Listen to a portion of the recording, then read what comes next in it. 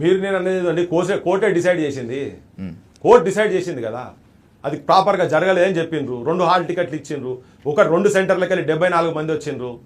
సీరియల్గా కొన్ని వందల మందికి సీరియల్గా 2-3 నెంబర్లు అక్కడ సీరియల్ ఉన్న వాళ్ళకే సేమ్ మార్క్స్ వచ్చినాయి.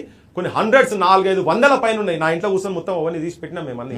ఆ బయటికి తీసుకొచ్చేటప్పుడు మా కరీంనగర్కి శ్రీనివాసు, రవీందర్, వీళ్ళు మా బిట్టలు అందరూ చాలా మంది వర్క్ చేసిండే. దాని తర్వాత ఈ జనార్దన్ కావచ్చు, ప్రత్యూష, ఇప్పుడు అర్జున్, వీళ్ళు తిరుగుతుండ్రో, చందరు, ఇంద్రనాయక్ కావచ్చు, వీళ్ళందరూ బయటకు వచ్చి ఇలా మాట్లాడుతున్న డేటా అంతా తీసిన తర్వాతనే కదా. మరి నేను ఒక్కటి క్లియర్గా, నిజంగా జెన్యున్గా చదివి నష్టపోయిన వాళ్ళది వాళ్ళ ట్రామా ఎట్లుంటుందో తెలుసు. ఎస్, వాళ్ళకి 200% సింపతి.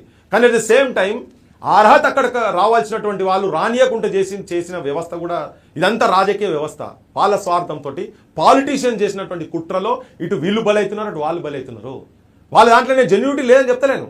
కొంతమంది చెప్తారు నా బిడ్డ 3 ఏళ్ల నుంచి నేను మా పెళ్లి చేసుకుంటూ చదువుతున్నారు. వాస్తవం 10-12 ఏళ్ళ నుంచి పెళ్లి చేసుకోకుండా చదువుతారు కూడా చాలా మంది ఉన్నారు.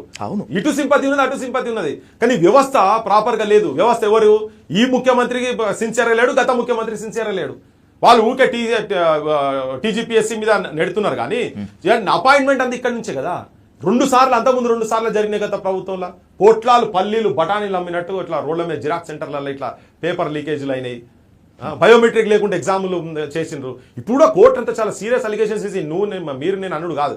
ఎస్, పక్కా చదువుకున్న వాళ్ళకి చాలా పెద్ద ట్రామా ఉంటుంది. ఇటు ఉంటుంది, అటు ఉంటుంది. కానీ అలా తప్పుల తడక అని చెప్పి తెలిసిన తర్వాత కోర్టే చెప్పింది కదా.